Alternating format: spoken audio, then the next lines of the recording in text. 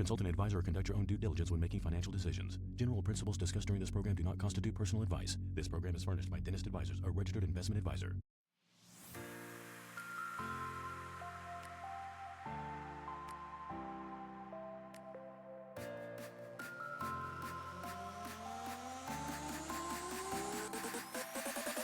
Welcome back to another episode of the Dentist Money Show, where we help dentists make smart financial decisions. I am Matt. I'm excited to be joined here with Lauren. We don't have a nickname for you, Lauren. We got to come up with something. Maybe like an embarrassing childhood story or something. We'll talk later. We'll workshop that. But Taylor always calls me Laurel because that's what I get called in emails all the time. Perfect. So Laurel works. Yeah.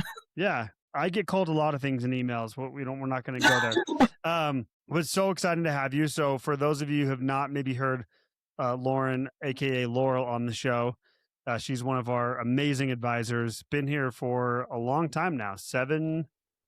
I think 6. It's 6. Oh, 6 I wish years. 8 would be nice. No, I just hit 8. I just hit 8 at DA. So no, I'm 6. Yeah, I think I just hit 6. Yeah. Well, you've been a part of our business for a long time and held various roles here. You've been a huge part of our kind of back end systems and the organization and everything we've kind of the foundation we built here at Dentist Advisors over the last several years. So no better person with that to have written this article, what we're going to talk about today, the sexiest topic you can imagine. Like we already talk about a lot of sexy things when it comes to financial planning. It's like, it gets everyone so excited, but this is even more exciting. We're talking about financial systems in an article you wrote. Organization just gets the people going for sure. It does. We joke, but honestly, it is so important. It's so nice. This is the foundation. Like if you think about anything that you're doing in life, we love making fitness analogies, trying to lose weight, reach fitness goals, or whatever it is. You have to be organized around, like you have to know where you stand. You got to get organized to build that system for success.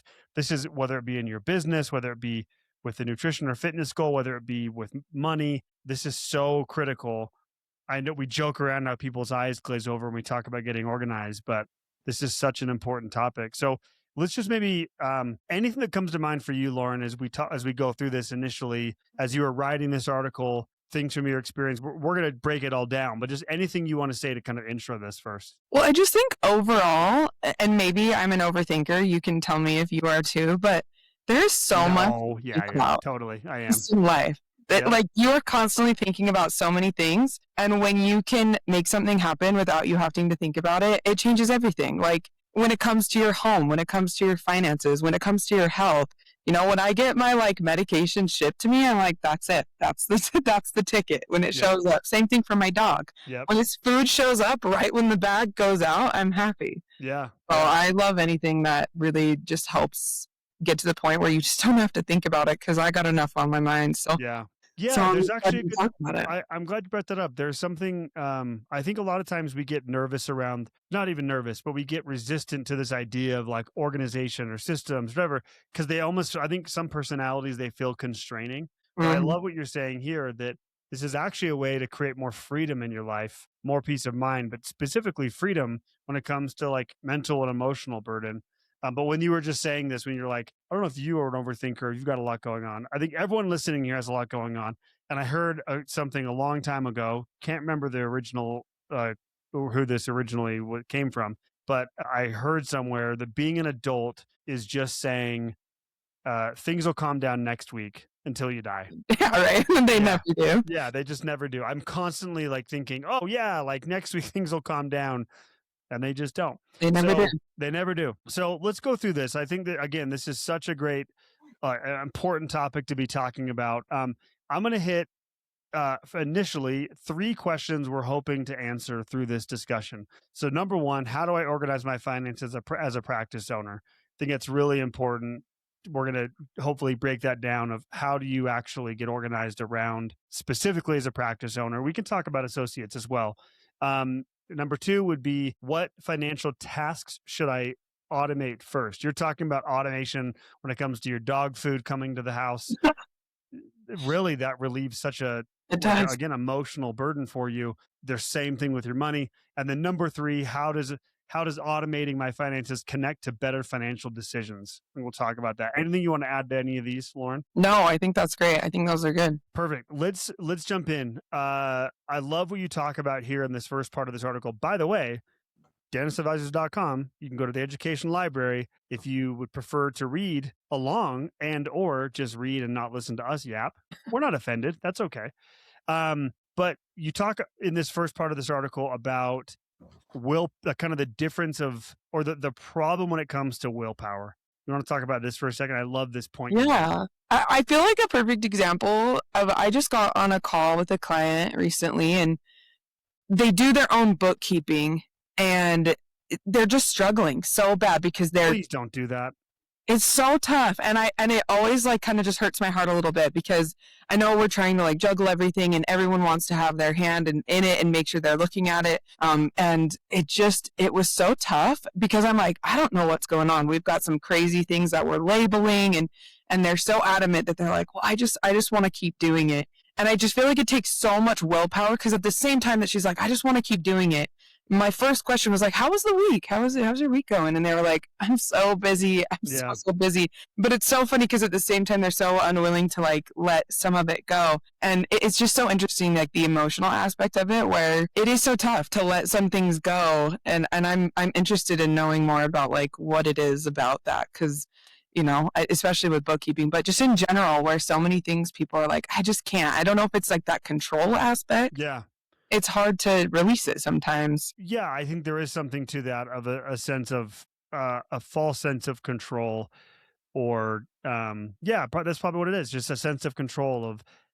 I think there's so many things that are uncontrollable in our life, especially as we talk to dentists, practice owning dentists, or even associates. I think any area of your life that you can gather some level of control, I think a lot of times they're going to grasp onto that. I think another aspect that I hear a lot is somehow dentists think they're saving money, right? Like on stuff like bookkeeping, or not delegating certain things like that, which I think on paper maybe they are, because they see it's $700 or what, insert number, to have someone else do this for me. I'm just going to do it myself. And I think a lot of times dentists just haven't taken the time to sit there and think, what do I actually like? What is my hourly rate in life? What do I actually make? And where are my hours best served to maximize like the return on my energy? I think there's probably two aspects of that when it comes to like this bookkeeping example.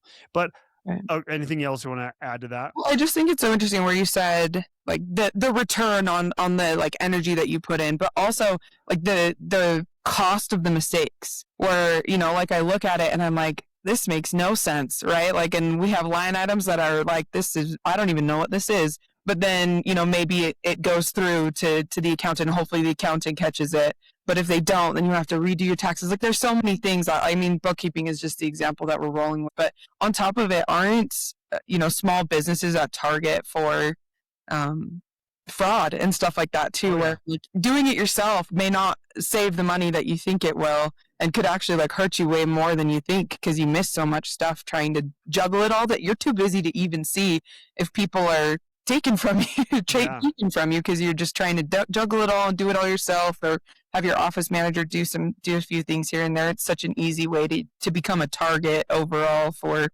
fraud and embezzlement and things like that too, which I think is just so interesting. Yeah, it can definitely increase the level, or the size of the consequence of those decisions. I want to come back to this idea of willpower, and I love that you brought this example up earlier of like the automation of your dog food, or so, you know, you've got these things. Are you through Amazon? Is that what it is? Subscribe and save. Okay. Is my religion at this point.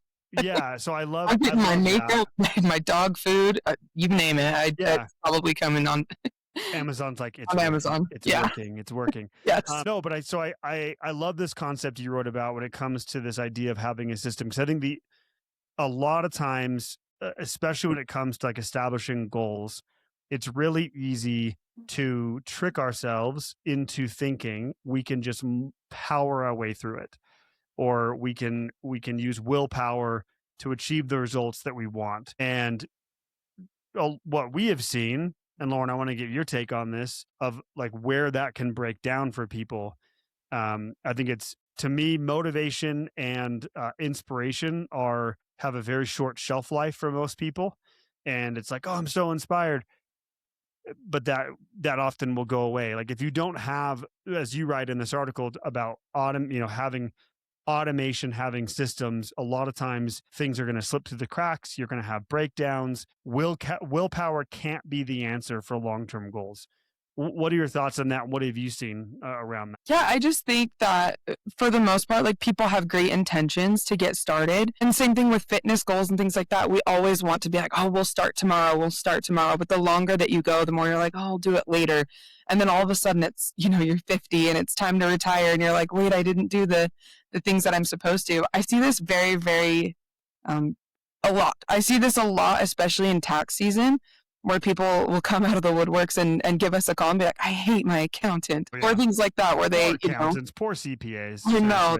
They get hit, especially at the terrible times of the year. But yeah, I think like that's a big one that people or expect other people to do it for them and just be like, oh, this person will do this for me. And I think that, it just breaks down where all of a sudden it hits you all at once and it can be really tough.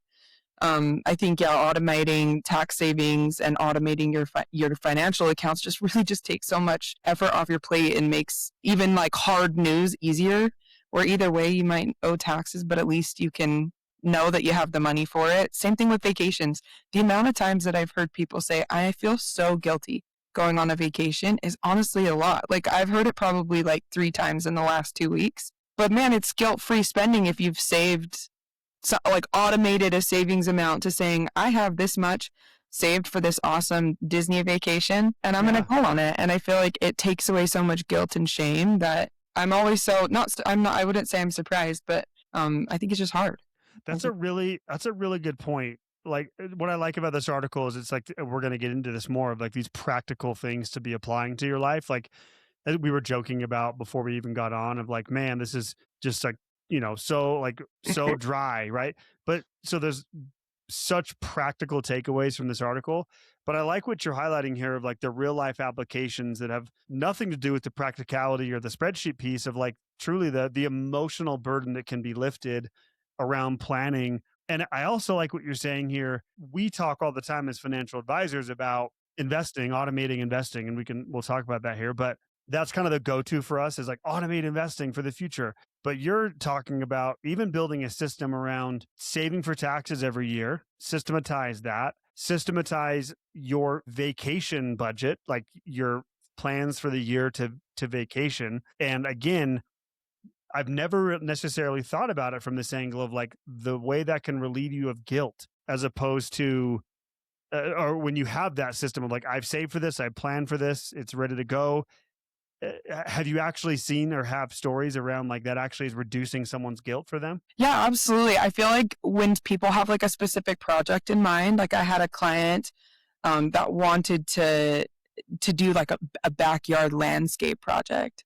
And so we were like, hey, let's put it in the goals and automate it. They put a specific amount into their account every single month and we just didn't worry about it. And when it came time where they had enough based on their goal, they got the landscape and they got exactly what they wanted in their yard. And I feel like it doesn't just have to be boring. Like you said, it doesn't have to just be like retirement accounts and investment accounts and things. It could be things that are fun. Like if you want a pool, get that pool, girl. Yeah. Go do your thing. And as long as it fits within your financial plan, I feel like as a financial planner, and you can tell me if you feel this way too, but a lot of people will think that I'll tell them not to spend money. And I'm like, I'm telling you, no, sometimes it's the opposite. Sometimes it's, like, let's prepare for it and make sure that project that you want and that you hope for gets done. And so I feel like it's definitely helpful for people who plan for it. It's about planning and it takes away all that frustration and upset. I love that point, Lauren, that because I hear the same thing too, that a lot of times people think they're going to come to us and think we're going to tell them to stop spending and only save and only invest. When in reality, the name of the financial planning game is spending. Mm-hmm. That's what everything comes down to. Your money is meant to be spent. and it is going to be spent, whether it be by you or someone else you're giving your money to. And so I think that that point gets lost on people sometimes, that when we talk about systems and organization and all this stuff, it's all in the name of eventually spending your money. That's the goal. That's what we're trying to do. But We're not telling you to stop. no, we're not telling you to stop. I like what you're saying here is build a system around it, be more intentional. It's not a black and white, either get the pool or you don't. It's, hey, let's figure out a way to make this happen based on your goals, your values, and your timeline for things, and the trade-offs you're making as well for these types of decisions. So I love this. So the first kind of piece of this is you can't rely on willpower. The antidote to relying on willpower, which will inevitably break down, is automating as much as you possibly can. You mentioned like tax savings, automation, saving for big projects or big things coming up. Obviously, investing. We are huge proponents of investing, which, by the way, you said we talk about this idea of like removing guilt. When you have an automatic system for investing, I can't even tell you how many times we've seen this. When you have an automatic system for investing, where we call it reverse budgeting. You just know how much you're putting away. We're tracking it for our clients. We're reviewing it on a regular basis. It makes spending so much less guilt ridden. You're just like, you feel so much free. Yeah, you spend the rest. Anything else you'd add, Lauren, to the automation discussion, or just anything Dennis should be thinking about when it comes to this idea of adding automation to your life? Yeah, in terms of like personal, obviously those ones like we said, the investment contributions, the backdoor roughs, things like that. For business, I feel like a lot of dentists, like to do things a lot on their own. I would love to see more people, like offloading bookkeeping, letting like that automation like go towards someone that's like doing it daily and that has the time and focus. Payroll would be another one. Yeah. Bill pay. The amount of people like that sometimes are still like paying their like mortgages just like by clicking the button. I'm like, that is such a good way to forget. So I'm like, make it automatic to just pay off your credit cards and, do all of those things. So again, you just don't have to think about it. You don't have to go back and double check, because it can hurt you too later on in the future if you forget a payment or something happens. And that would just be painful. So I feel like payroll, bookkeeping, the tax savings, and working with your accountant for that.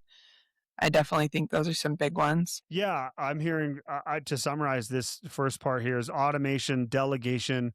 I think having like, I'm when you talk about these things, I'm sitting here, things are flashing in my head of accountability as well, right? It's like, for step one is setting up the system for sure, but accountability to A, stick with the system, and B, regularly review it.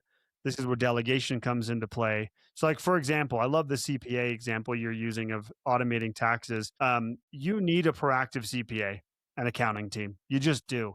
Period. If you're not, if there's a huge difference between having an accountant, a CPA who's what we call a tax historian, just like, hey, here's what you owe this year. Big surprise, $80,000 that you weren't planning for. We hear that all the time. That's a tax historian. That's someone our income historian will say. Here's how much you made. Here's how much you owe in tax. The difference between that and having a CPA that's going to an accounting team that's going to implement a proactive system with you and regularly check in with you, there's such a massive difference. And again, coming back to this idea of like that emotional burden being relieved, having that team in place that you can delegate to is so critical as life gets more complex. No, absolutely. I feel like it's important to know that automation does not mean like you never look at it again. Having like, same thing with financial advisors. I mean, besides CPAs, I'll hear people say like, oh, I have a financial advisor, but I haven't met with them in like 2 years. Yeah. I'm like, that's crazy. Yeah. That's so long, and so many things change and happen. And like, as an advisor, I just can't even imagine not meeting with my clients more often, or I'm like, oh, what's happened in the last 2 years? Probably everything. Yeah. So it's important to keep looking at them and setting them up and making sure that it's still in line with what you want. My goals change so much. 1 year I might want a pool, and the next year I'm like, never mind. Yeah. It's not it anymore. It Totally. changes so quickly. It can change in an instant. So it's important to review those with the people you need to. That's a great point. And by the way, there's a reason for that, right? There's a reason why you haven't talked to your advisor for 2 years. Usually one of two things.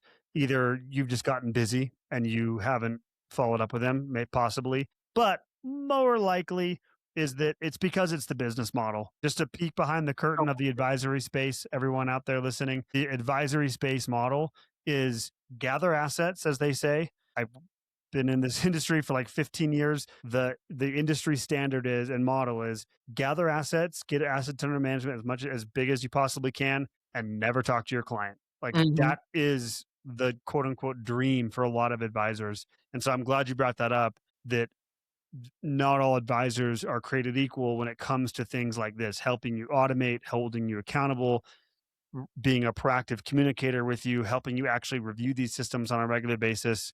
You might quote unquote have an advisor, doesn't mean you have an advisor that's actually helping you reach your goals. Not built different. Yeah, we're built different. Yeah, exactly. So let's break this down, Lauren. You have a part in here where you actually a really practical kind of breaking down, like how do you actually get organized and automate your finances.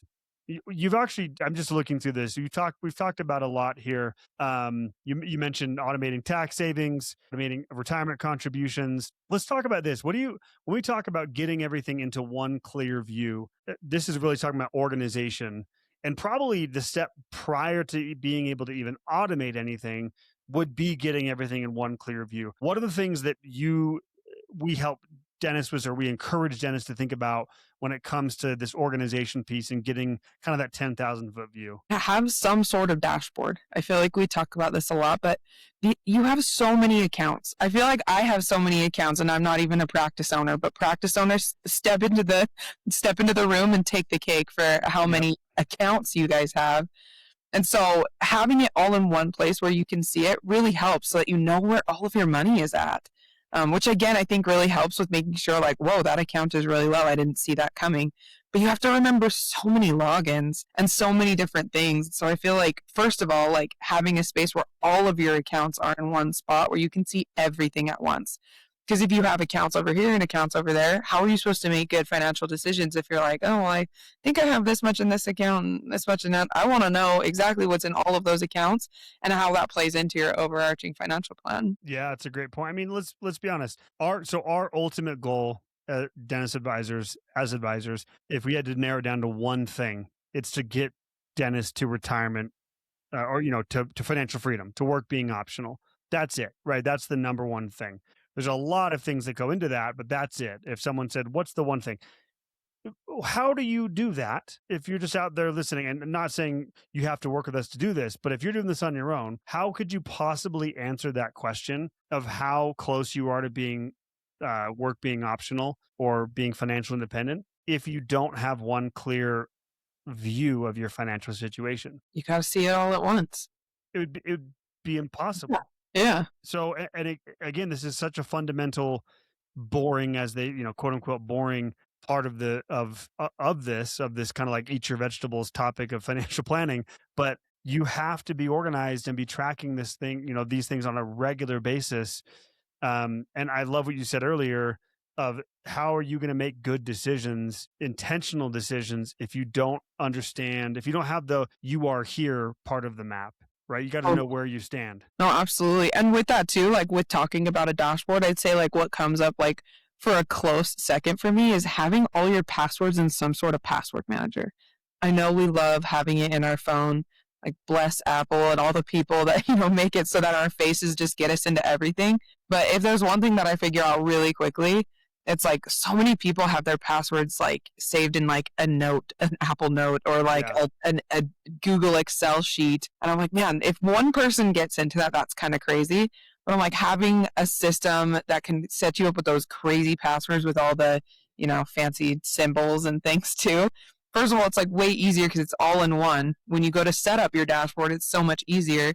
I always, say when we get the dashboard set up that it's like the hardest part, which I think is so funny. Getting the dashboard set up is so hard because people are like, I don't know my password from this 401k like 25 years ago. Yeah. And I'm like, having like a password manager is life-changing, honestly. Yeah, I think it is. And with today's technology, it's pretty straightforward to be able to have that. But the other thing that I thought of is how many times have we been like onboarding a client, getting them organized? That's one of the early steps, is helping them build this dashboard, cash flow statement, get everything in one place so they can see it all.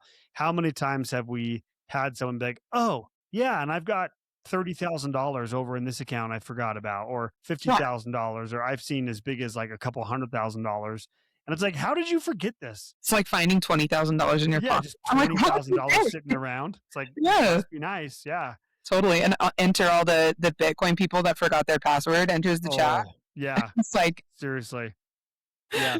But to that point, we can actually, I mean, w- on a specific basis, we can't do this generally, but we talk about what is this costing you? Like that example. So we're talking about like peace of mind and all these emotional benefits for sure of getting organized and having a system, but there are actual balance sheet and like wealth building ramifications here, right? Like consequential things when it comes to actual return on your money. When we talk about how many out there are listening to this being like, yeah, I probably have some money somewhere that's just sitting there that I haven't looked at for a long time, could be sitting in cash. Like we could actually quantify that for you just in the last 3 years of Mhm. money sitting around. And one of the biggest mistakes dentists make is having way too much cash sitting around. And one of the reasons for that is you maybe just forgot about it.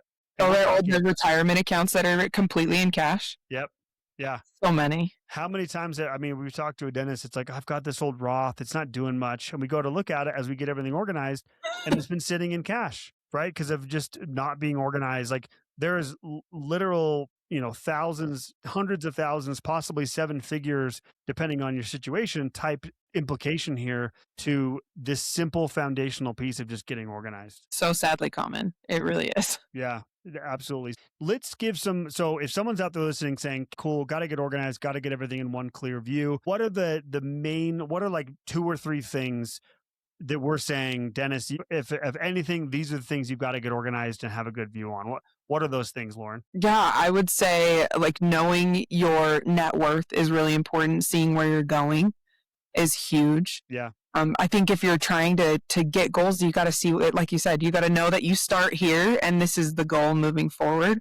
So tracking that and getting organized, getting all your documents in one place. I feel like, again, as a dentist, you have so many different documents and so many different things that the amount of things that I see once I get documents where I'm like, oh, there's like a weird thing going on with this. Yeah. And getting all your documents just in one place, it just feels so nice. Like it almost feels like you can sleep a little bit better knowing that it's all in one place. And if I want that document, I've got my policy numbers right here.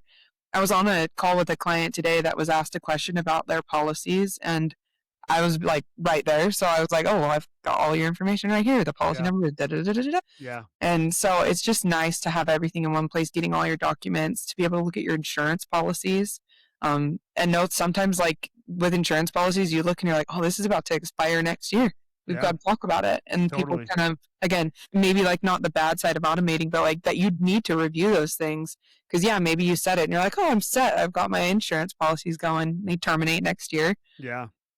Yeah, Like, I think documents are important. I think the one thing about net worth that I think is critical to bring up here is I think a lot of what holds dentists back, especially early on, from putting this stuff together, getting organized. It's just it's a big lift sometimes, and it's like one of those things. It's like, would I rather do this or would I rather watch Shrinking season 3? Like, and sit down and like turn my brain off after a busy day. So I totally get that. But I think another thing that holds dentists back, and Lauren, you've probably seen this as well, is fear of like, what number am I going to see here makes me a little bit nervous. Or just like, I don't want to see it. It's a negative number. Because they're coming out of school with a ton of debt. It feels scary to be like, I don't want to know the number. However, the counterintuitive piece of this is we've seen this time and time and time again. Even when the number is negative or scary or whatever, Gotta look at it. 100% of the time, dentists every single time are relieved when they see that. They feel good. They feel better. Like, okay, now I know the work I got to put in. Mm-hmm. Yeah, absolutely. It's nice to know like that you have actionable items of like, here's what I do next. The number may be negative, but you just move on from it. It's not a big deal. Just move forward. Yeah. And I read something actually this morning that you just said that talking about actionable items. Until you have an action plan I'm trying to paraphrase what I read this morning, but it was basically saying, for a problem to actually be a problem that can be solved, it needs to be actionable. Mm-hmm. So for it to be actionable, it actually for this to be anything in your life to be actionable, this is step one. And we're just talking like net worth specifically or whatever it is. You have to make it actionable. You have to get it organized. And to your point, as you just mentioned, then start strategizing of how I'm actually going to tackle this. But it's crazy how many dentists don't want to do this step because it's spooky. It's spooky, or they're, again, it's just they're maybe not there. It's just kind of like, seems kind of boring. More simple than you'd think. And I guess that's another point here is don't overthink it. This could be something you write down every quarter. I would, probably do a spreadsheet. Like we have softwares that we use and a whole process and system we use. But if you're out there listening, doing it on your own, great. Find something you can stick with. Keep it simple. Keep the categories really broad. Net worth is just everything you own minus everything you owe. Track it at least multiple times a year to start seeing kind of your progress. The other part of this really quick, Lauren, I'd love to have you comment on is just the momentum that we like the momentum and like that can be built from doing something like this, like the positive momentum that can be created in a dentist's life by tracking this on a regular basis. Do you have any thoughts on that? Yeah, I feel like when I do like consult calls, I feel like a lot of times people will talk about how stagnant they feel and that they feel like, I'm not going anywhere. And maybe they are going somewhere, they just don't know it and they just can't see it. Like they really are stuck on like, oh, the debt is this much, but they don't really know how much the debt is going down or like the investments are going up. Yeah. It really does like light a fire under everyone when you see like, oh, I'm actually doing freaking awesome. So yeah, I'm going to go on that vacation and not feel guilty, or I'm going to go do this thing. I feel like the end of year calls are my favorite. I don't know about you, but like going over how like accounts went and how things are doing and how they're closer to retirement and by how much. I feel like they're always the best calls. They're always like, we ended the year awesome. Let's keep going. Next year is going to be awesome too. Yeah.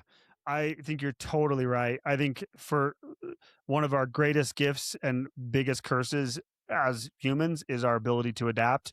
And we've seen this so many times where we work with a client 5, 6, 7 years and they forget where they came from. They forget that when they came, they had a negative net worth and now they're sitting on multiple 7 figures. And I'm not saying that because of us. I'm saying because of the work they put in, the system they built. But what's so cool about being able to track this data over time is exactly what you're saying, is being able to look at that and like kind of like shaking you a little bit. Like, holy cow, look where I came from. Because it's so easy to, again, adapt to your situation and feel like, well, I've always, like, whether they would say this or not, like, I've always felt like a millionaire dentist. Like, no, you didn't.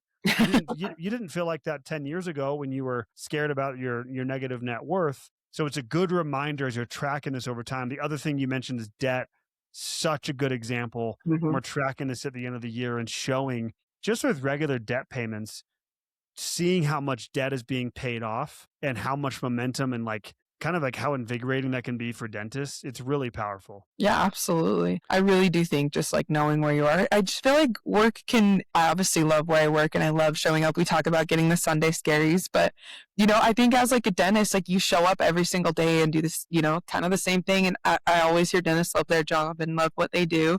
But at the same time, you want to one day see the end and see like where the fruits of your labor is paid off. And I feel like just talking about that yearly is so nice to know that you are getting somewhere and this is not the rest of your life, and that it's going to end and retire when you want to retire, not because you're forced to work perpetually forever and ever. For sure. Goals to retire, and we're going to get you there. Yeah, get to work being optional. The other the other thing you mentioned on this would be spending, tracking your spending. You want to talk about that for a moment? Yeah, like just like you talked about too, spending is the it number. It's like the number that you need for everything. You need it for retirement, talking about life insurance, and it's such an important number, and it's an important number that doesn't get tracked very often.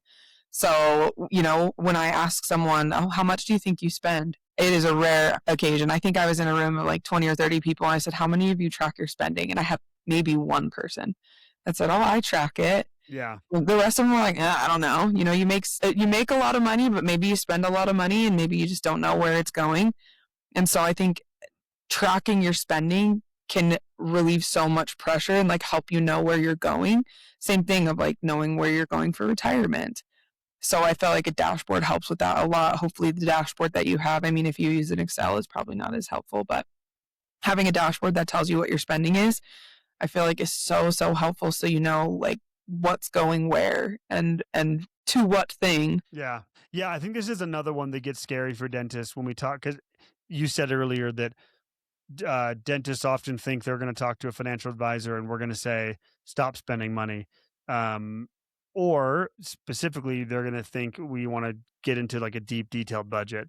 But the answer, we don't. We don't. I just Like, need to know the number. yeah, we just like, that's where we try to get dentists to think like, when we talk about tracking spending, we're not saying you have to know How much every coffee. yeah, exactly. You don't need to be tracking a Starbucks budget or filling up your envelopes, but you do need to know generally what what you spend every month or really on an annual basis, and then you can break it down quarterly or monthly. That's a really critical piece of information. And again, just like net worth and the components of your net worth, until you know your spending and you've tracked it on a regular basis, there is no possible way that you can answer the question, how much do I need to make work optional? It is literally impossible without And I feel that like a lot figure. of people think it's the opposite of like it's the income that you need.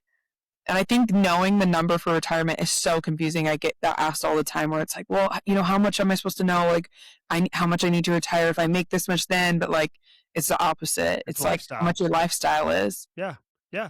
What lifestyle do you want to live? And then we can start building from there. Absolutely. That is the first number. And truly, like we said earlier, it's everything. Mhm. That is everything hinges your timeline for retirement and you know, building a plan around all this. The number one thing we're going to talk about first is lifestyle. Well, Yeah. what do you want to do to, like, what do you want, how do you want to live? Yeah, absolutely. What's hard too is like to get that retirement number, you use spending, but if you spend too much, then you also it's like a double-edged sword where you're not able to save as much as well. So like it really is such an important number to make sure you keep in line. It's so easy as you make more money and have more things going on to let that number creep up, and it's important to at least look at it and make sure that it's staying in line with your goals and making sure that we can still get there, kind of that reverse budgeting idea again. Yeah. Yeah, definitely. I wanted to talk about, as we kind of get nearing wrapping this up, but I wanted to talk about specifically from a practice owner's perspective, around organization as a practice owner. Uh, One of the things that we see that you mentioned bookkeeping earlier. Another thing that we see that I think is worthy of hitting on really quick is we're talking about systems and organization and all this, is the importance of separating your personal and your business accounts and separating your personal and business transactions. You want to talk about that for a second? It is so tough again, like kind of hitting off on spending. If you've got, you know, accounts that are commingled side by side where I'm like, oh, like I don't see your mortgage coming out of here. Oh, well, it comes out of my corporation account or something. It's like all of a sudden I'm like, okay, we've got to figure out how we can separate this. Yeah. Because it really can be so tough again, just from a spending perspective, but also from a financial planning like a business perspective of like, if you've got stuff coming out of your personal accounts and stuff coming out of your business accounts, it's hard to say, well, this is how much I do for liquidity in the account for your personal and for your Yeah. business.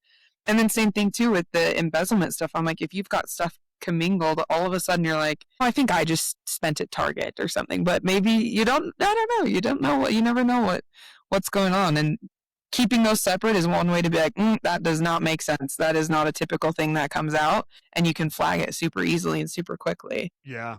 Yeah, definitely. I hope that if you take anything away from this as a practice owning dentist, it's that the mindset shift that you are the CEO of a business, you are an investor in private equity, you need to treat that as a business. Um, there is a direct line to overall success as a practice owner in our, you know, from what we've seen when it comes to dentists actually treating it like a business as opposed to this like fuzzy workaround to personal expenses. That is not what your business is for.